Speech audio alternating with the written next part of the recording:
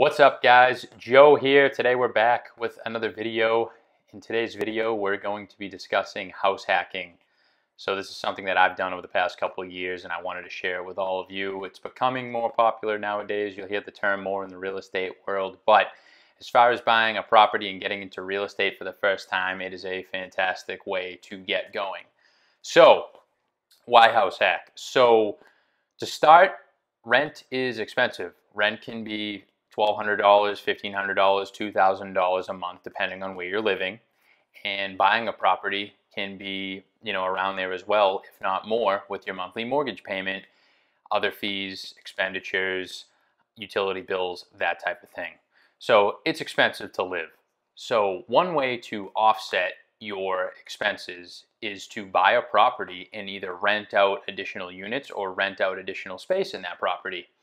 So my case here today, I bought a single family house in 2018, and what I did was I found a property that was suited for what I wanted. It had additional space, it had additional bedrooms, it had additional bathrooms, and it allowed me to rent out other rooms where tenants were paying me rent to live in my house while I lived there as well. And that offset my costs greatly, and I was able to live not for free in this expensive market area, but for a few $100s. Actually, it was around $700. We'll go through the numbers, but this is a very powerful move to get going in real estate. So to start, there's a few things you're going to want to find in a house.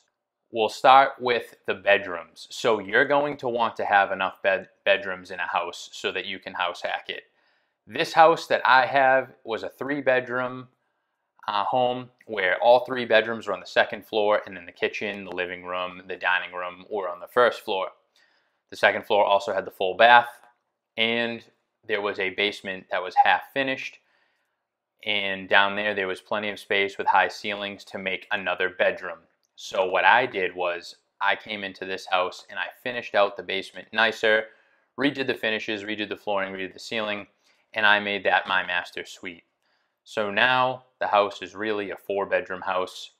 I got it at a market price that you would see in the area for a 2 to 3 bedroom house. And I have access to the driveway with a side door that comes in and has access to the basement and the kitchen. There's also a front door on the house and a back door on the house. Those considerations make it easier to live with other people. So you want to have the bedrooms at a number that is going to work for you. The other thing is obviously the bathrooms. So I have a half bath on the 1st floor and there is a full bath on the 2nd floor.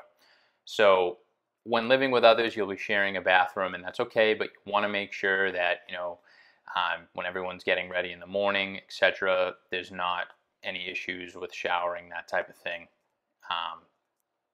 with the limitations on the bathroom space. So what you can do is you can try to find a house that has at least 1.5 bathrooms, preferably 2 full bathrooms. So that's my recommendation. If you're going to house hack a single family, you want at least 3 bedrooms, ideally 4 or 5, or somewhere where you can make one that isn't one when you purchase the property, so that you have enough space to accommodate all of these individuals without people getting into each other's belongings and privacy and that type of thing. So the bedrooms and the bathroom count is most important. There's other things to consider as well, which I thought of when purchasing my property. The driveway is one of them. So if you have 3 or 4 people living in a property and the driveway, well, if it's small or you don't have a driveway, then there can be parking issues as well. So you would have to have more cars parked on the street. You may only be allowed to have 2 or 3 cars with a parking pass, so you would want to consider that as well. Outdoor spaces, not as important, such as deck, the porch, that type of thing. But if there are spaces for the tenants, the residents to spend time on and relax on and get out and separate themselves, that helps as well. Next, we're going to talk about the kitchen space. I know the kitchen should be large, have plenty of space to prepare meals, There could be times when 1, 2, or 3 people are going into the kitchen at the same time, maybe heating up food, maybe making something, maybe just trying to access the fridge. So if the kitchen is really small and cramped, it can be a tough situation to have multiple people living in the property. So the kitchen is another thing that you want to take a look at. And when purchasing the house, I would say the basement is an area where you can have added storage, where you can, finish a space. And you want it to be dry, you want it to have a tall enough ceiling, and you want it to be a place that could be converted to a living space if needed. So when considering what to look for in a house for a single family house hack, those are the physical things that I recommend looking into and kind of narrowing down your search so that when you get into a property, you have all of those check boxes so that the living situation is as comfortable as possible. Next, we're going to talk about the finances behind this whole thing. So in my case, the mortgage back in 2018 when I bought this property, it was a 4.75% interest rate, and with a 15-ish% down payment, my monthly payment was exactly $2,800. That's $2,800 a month. And I was living in the property in the basement suite that I had made. And then I had my brother as one tenant. He was giving me $500 a month. Then I had a random individual who I found online through networking. That was $750 a month. And then there was one of my brother's college friends where I got $750 a month from this individual as well. So if you do the math and you do 750 plus 750 plus 500, that's 1,500 plus 500, that's $2,000 a month that I was getting. The mortgage was $2,700. So it was costing me $700 a month to live in my property. Now, that sounds like a really good deal. I don't know of anywhere else where I could live in a house as nice as this one for $700, have a garage, have a deck with a barbecue grill on it, have a big kitchen with a gas stove where I can cook and do whatever I want, have a finished basement, all the while paying down equity into my property that was appreciating in an appreciating market near the city of Boston. So that is how I took a look at this approach when looking for a home. And there's other advantages as well that you would also want to consider, such as taxes, equity pay down, that type of thing. So as time goes on, you can get yourself into a position where you'll either rent the property out or you could sell it and recuperate your gains and move to another property.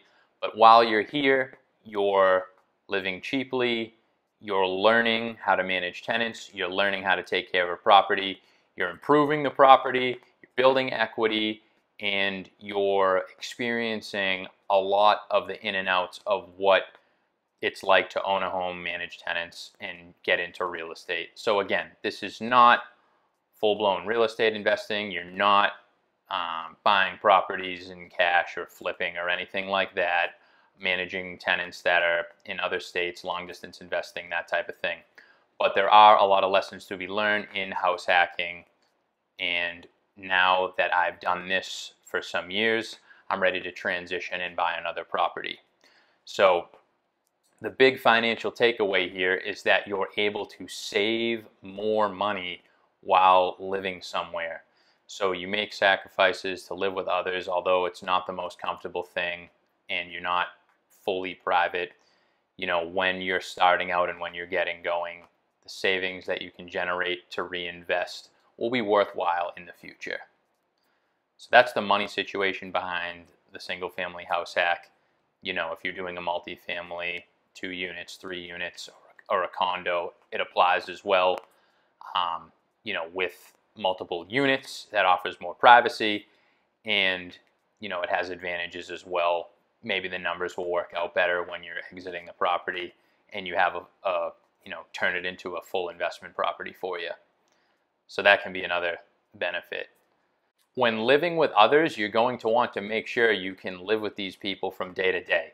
So this is different than just, getting any tenant for your unit and doing a background check, screening, and all of that. Since you're going to be living with these people and interacting with them, you want to make sure that you'll be able to get along with them.